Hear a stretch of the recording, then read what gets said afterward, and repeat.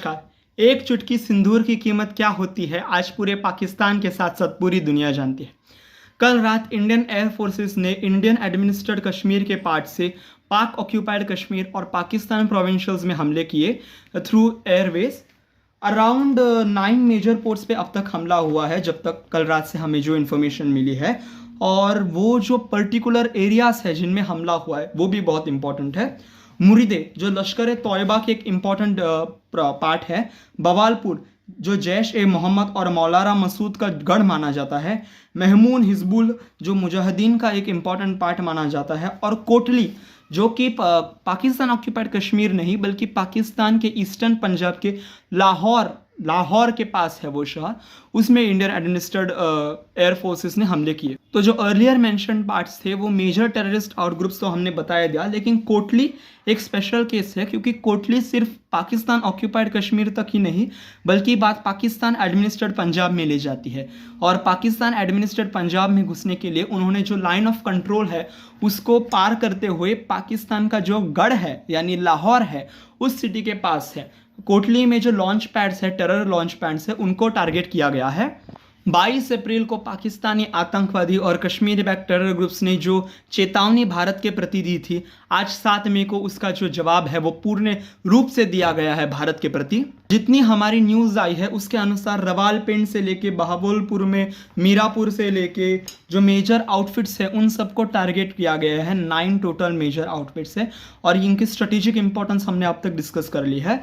आज का मेजर इसका ऊपर जो रिटेलिएशन है आज हम उस पर बहुत अच्छी तरीके से डिस्कस करने की कोशिश करेंगे। अब देखिए, पालतू कुत्ते पे हमला किया तो मालक को तो गुस्सा होगी, इसलिए चाइना ने चुपचाप से पीछे से बोला कि वी एक्सप्रेस ग्रीफ। भले ही आतंकवाद के हम प्रति अगेंस्ट हो, अब बोलने के लिए तो बोल देते हैं, आतंकवाद के अगेंस्ट हम हो, लेकिन दिस वॉज इनह्यूमैनिटेरियन एक्टिंग। और चाइनीज एम्बेसी ने ये डिक्लेयर किया that we would like to avoid that these further consequences should be avoided and complication of the situation should be avoided। China के राष्ट्रपति शी जिनपिंग का ये बोलना था। अमेरिका के राष्ट्रपति डोनाल्ड ट्रंप, और जो टाइमिंग है इस पर्टिकुलर इंसिडेंट का उसको भी देखिए। जो रात का जो टाइमिंग था उसमें डोनाल्ड ट्रंप अमेरिका के राष्ट्रपति ओवल ऑफिस में जाने ही वाले थे और उनका स्टेटमेंट आप अभी पढ़ ही सकते हैं।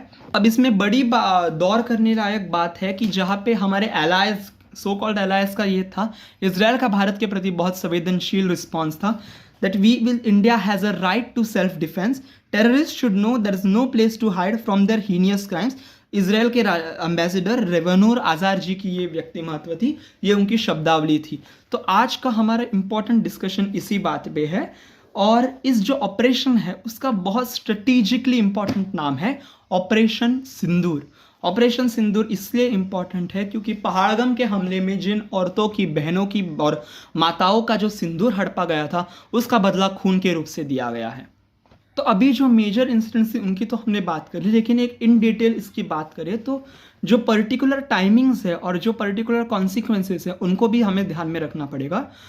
भारत से एडमिनिस्ट्रेट ये एक काबिलियत दिखा रही है भारत की, क्योंकि अब तक हमारे पास इतनी स्ट्रेंथ नहीं थी, मान सकते हैं कि इंडियन एयर स्पेस से होके पाकिस्तान ऑक्यूपाइड कश्मीर और पाकिस्तान एडमिनिस्ट्रेड पंजाब में हमला कर सके। फ्रांस से लावा रफाले हो गए, सियाद हो गए, उन एजेंसीज का हमने अभी इस्तेमाल किया है। एक कंडक्टिंग हो जाए तो हमारे तरफ से तो पाकिस्तान को छोटी दिवाली मुबारक। एक वीडियो और फोटो क्लिप्स बहुत वायरल हुए मुरीदबे से लश्कर तोयबा के लीडर के जो शौक मना रहे हैं, तो इसके प्रति कई भारतवर्ष से और पाकिस्तान के प्रति कई लोगों की सहानुभूति जागी है, क्योंकि उनके आतंकवाद के रूप में पूरे परिवार को टारगेट किया गया। इंसानियत के रूप से देखे बहुत अच्छी बात है, लेकिन एक अलग सोचने से बात है कि ये सहानुभूति तब जागती है जब लश्कर तोयबा के आतंकवादियों पे हमला हुआ।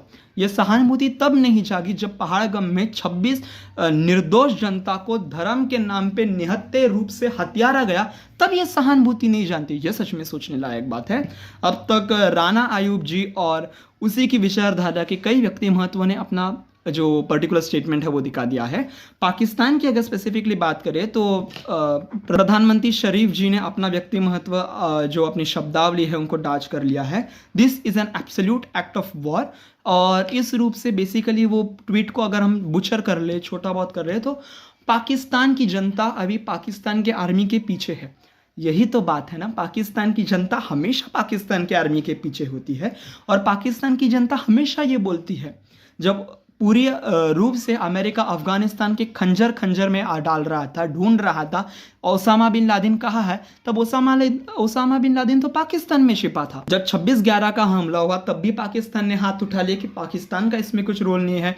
कारगिल हुआ तब भी बोले थे कि, तो ये चीज़ें तो हमेशा होती ही रहती है। पाकिस्तान के प्रति आप कॉन्फिडेंशियलिटी तो कभी मान नहीं सकते। तो वो सहानुभूति तो अब तक जाग गई है और पाकिस्तान के आर्मी जनरल, अब ये देखने लायक बात है क्योंकि पाकिस्तान के आर्मी जनरल एंड पाकिस्तान के डिफेंस जनरल उन महाशय ने एक स्टेटमेंट अभी रिसेंटली दिया था कि पाकिस्तान ने हिंदुस्तान के 5 जेट फाइटर्स को पकड़ लिया है और श्रीनगर में हमने एक्सप्लोजन किया है। श्रीनगर हमारे हिंदुस्तान में, श्रीनगर में हमने एक्सप्लोजन किया है और 50 से 60 आर्मी जनरल्स को हमने पकड़ लिया है। मैं मानता हूँ कि रात पे हमला हुआ है, आपको प्रोपेगेंडा बनाने के लिए वक्त नहीं बनाया हुआ, लेकिन जनाब अगर हिंदुस्तान ने एयर हमला किया है, आपने आर्मी को कैसे पकड़ा? हिंदुस्तान ने अगर प्लेन भेजा ही नहीं तो वो प्लेन आपने पकड़ा कैसे?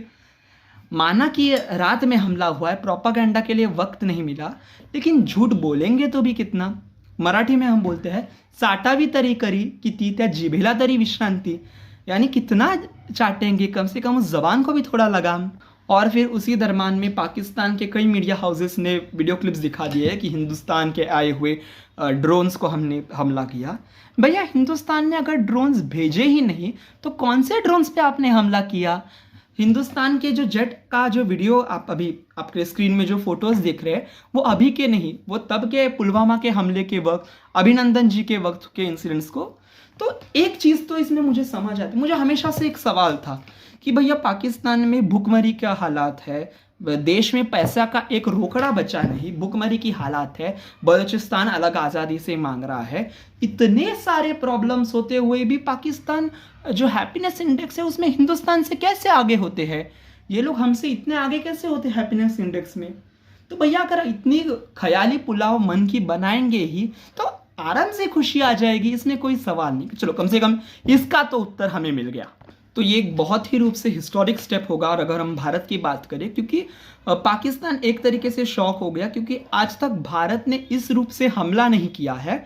भारत हमेशा कड़ी निंदा कठोर निंदा करता बचा है।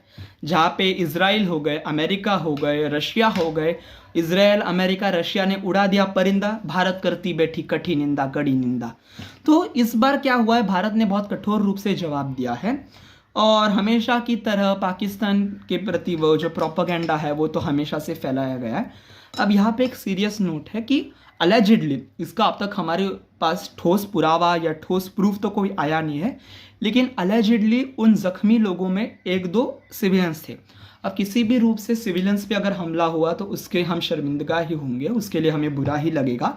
लेकिन अगर असली रूप से बात करें तो यदि पाकिस्तान बिलो द बेल्ट जाता है, उन 25, 26, 28 लोगों की जो हत्या हुई है, तो थोड़ा बहुत रिटेलिएशन के रूप में ये हमले हो गए हैं। मराठी में हम बोलते हैं कि जर खेत जळालं, जर भारसा जळाला तर त्याच्या आजूबाजूला लागलेली चाकरीला सुद्धा वाट लागते।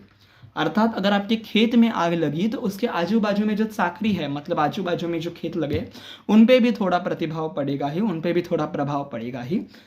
में कोई बात नहीं है कि ये गलत ही हुआ है, लेकिन कुछ जगह पे इंडिया को भी रिटेलिएशन करना पड़ेगा और at some measures that is justified. अब देखिए हिंदुस्तान के प्रति हमने जो जनरल कर्फिर है, जनरल मुनीर है पाकिस्तान के, अभी वो शख्स तो लापता हो चुके हैं, पता नहीं कब अपने बिल से निकलेंगे, लेकिन हिंदुस्तान ने अभी प्रेस रिपोर्ट ले लिया है। और सबसे आयरॉनिक बात है कि वो जो प्रेस रिपोर्ट थी, वो जो प्रेस मीटिंग थी, उनमें दोनों में हेड किया था लेडीज़ ने, हमारे इंडियन एयरक्राफ्ट्स की लेडीज़ ने, व्योमिका सिंह जी और कुरैशी जी। तो अब ये बात इतनी इम्पॉर्टेंट क्यों है, क्योंकि ये जो रिसेंटली पहलगाम में इंसिडेंट हुआ उसमें स्पेसिफिकली जेंट्स को टारगेट किया था और औरतों को छोड़ दिया गया था। तो और जो लश्कर तोयबा के मेन लीडर है, मुजाहिदीन के जो लीडर है, उन्होंने स्पेसिफिकली कुछ दिन पहले एक स्टेटमेंट दिया था that ladies can not be equal to man, क्योंकि जो मजहबी विचारधारा है, जो आतंकवाद की विचारधारा हम मोर अप्रोप्रिएटली बोलेंगे, उसमें औरतों को पुरुष के प्रति सम्मान दिखा नहीं जाता।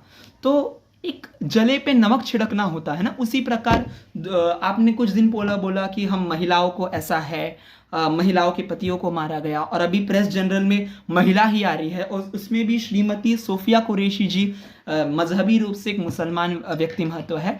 तो ये उनके जले हुए नमक पे एक नमक छिड़का हुआ है, जले हुए पे नमक छिड़कने जैसा है।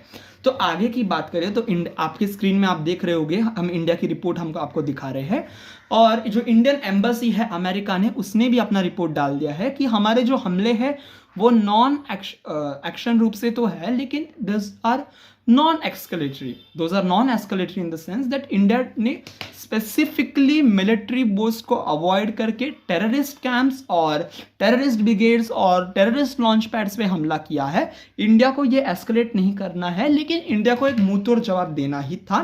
तो that is what the basical statement stands for. तो अभी इस बेसिक ब्रीफ अप के बाद हम सोचने लायक सवाल है कि हिंदुस्तान क्या करेगा, और उससे भी इंपॉर्टेंट पाकिस्तान इससे क्या रिस्पॉन्ड करेगा।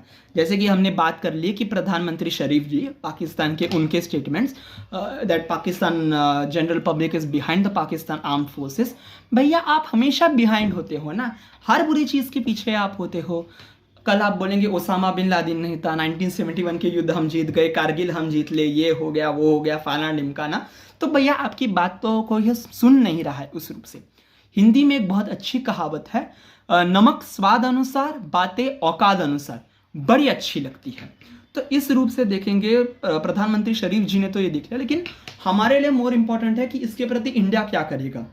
तो इंडिया अभी पाकिस्तान के लिए प्रेशर डाल सकता है वर्ल्ड बैंक पे to declare FATF, financial assistance task force पे इंडिया प्रेशर डाल सकता है कि पाकिस्तान को टेररिस्ट कंट्री में हम घोषित कर सकते हैं।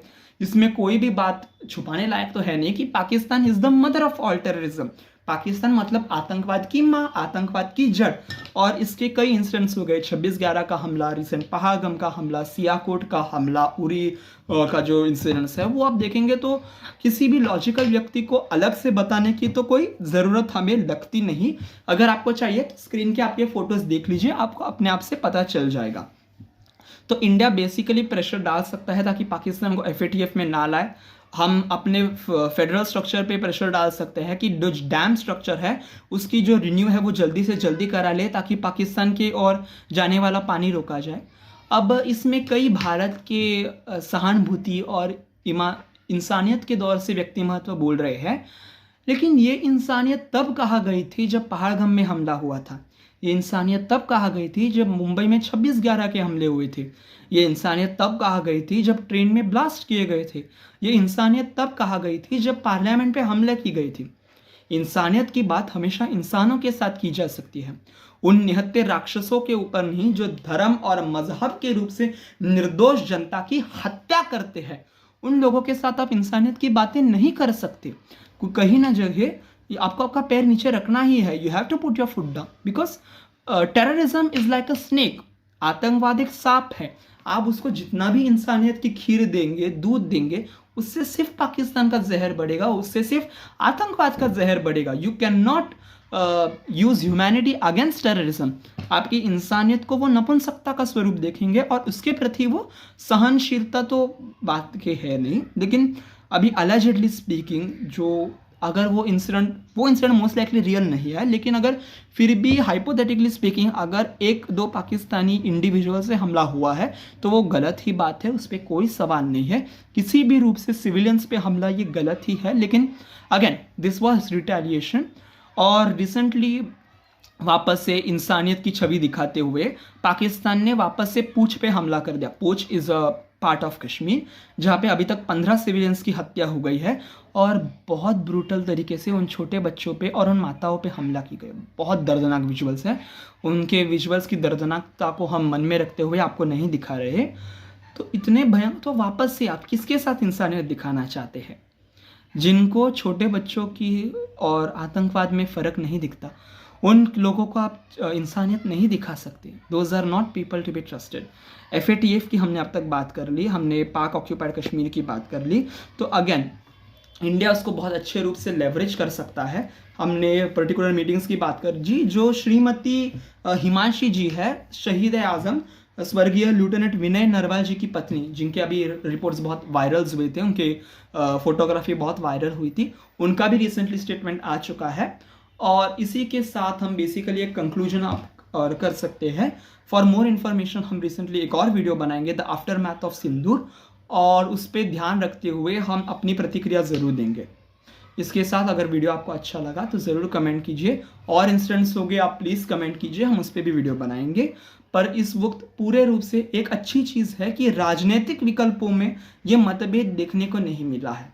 जैसे पिछली बार पुलवामा में हुआ था तो एविडेंस दिखाइए, हमारी लीडर ऑफ अपोजिशंस ने पूछा था। इस वक्त वो एकाग्रता देखी गई है हमारे भारत में। असदुद्दीन ओवैसी जी से लेके कांग्रेस के पार्टी प्रेसिडेंट श्रीमान राहुल गांधी जी से लेके बीजेपी के कार्यकारी अध्यक्ष से लेके एक रूप से एकाग्रता देख सकते हैं, राजनीतिक एकाग्रता, जो बहुत अच्छी बात है। और देश के प्रति संवेदनशीलता तो किसकी भी रूप में अच्छी ही है। तो इसी के साथ हम आज का वीडियो कंक्लूड करना चाहेंगे। जय हिंद, जय भारत।